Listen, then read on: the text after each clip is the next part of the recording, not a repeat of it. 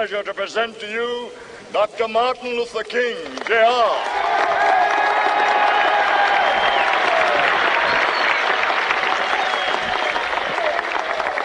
I am happy to join with you today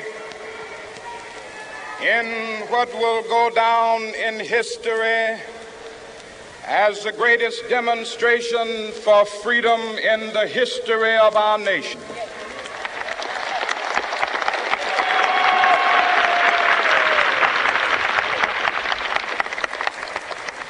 Five score years ago, a great American in whose symbolic shadow we stand today signed the Emancipation Proclamation. This momentous decree came as a great beacon light of hope to millions of Negro slaves who had been seared in the flames of withering injustice. It came as a joyous daybreak to end the long night of their captivity. But 100 years later, the Negro still is not free. 100 years later, the life of the Negro is still sadly crippled by the manacles of segregation and the chains of discrimination. 100 years later, the Negro lives on a lonely island of poverty. I have a dream that one day this nation will rise up and live out the true meaning of its creed. We hold these truths to be self-evident, that all men are created equal.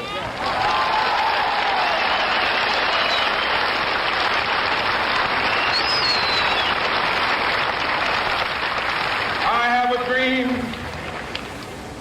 that one day on the red hills of Georgia, sons of former slaves and the sons of former slave owners will they be able to sit down together at the table of brotherhood.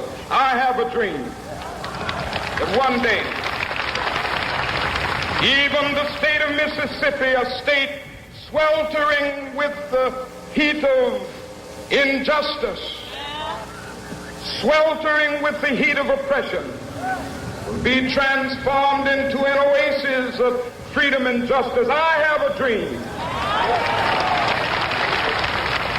My poor little children will one day live in a nation where they will not be judged by the color of their skin, but by the content of their character. I have a dream today.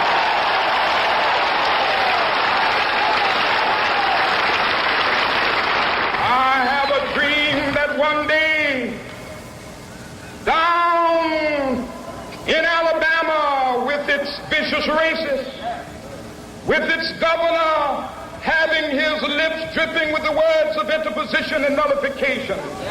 One day right there in Alabama, little black boys and black girls will be able to join hands with little white boys and white girls as sisters and brothers. I have a dream today.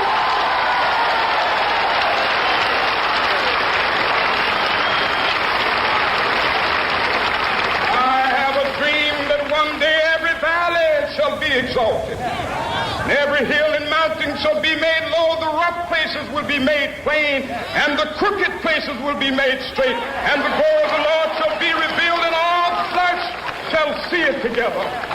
This is our hope. This is the faith that I go back to the South with.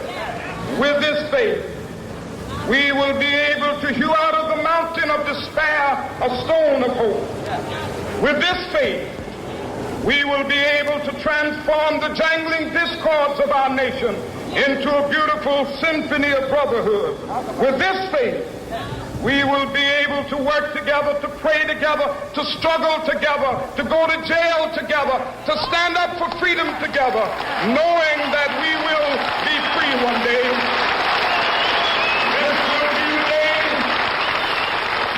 This will be the day when all of God's to sing with new meaning, my country, tears of thee. Sweet land of liberty, of thee I sing. Land where my fathers died, land of the pilgrim's pride.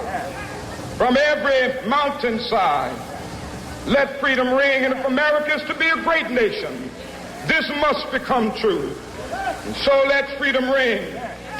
From the prodigious hilltops of New Hampshire, let freedom ring.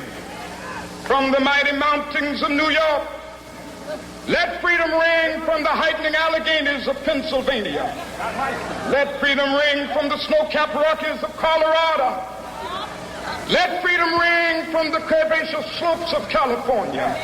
But not only that, let freedom ring from Stone Mountain of Georgia.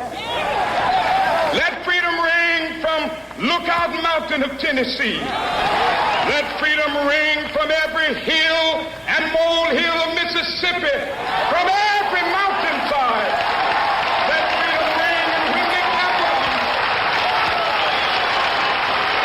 when we allow freedom ring, when we let it ring from every village and every hamlet, from every state and every city, we will be able to speed up that day when all of God's children, black men and white men, Jews and Gentiles, Protestants and Catholics, will be able to join hands and sing in the words of the old Negro spiritual, free at last, thank God Almighty.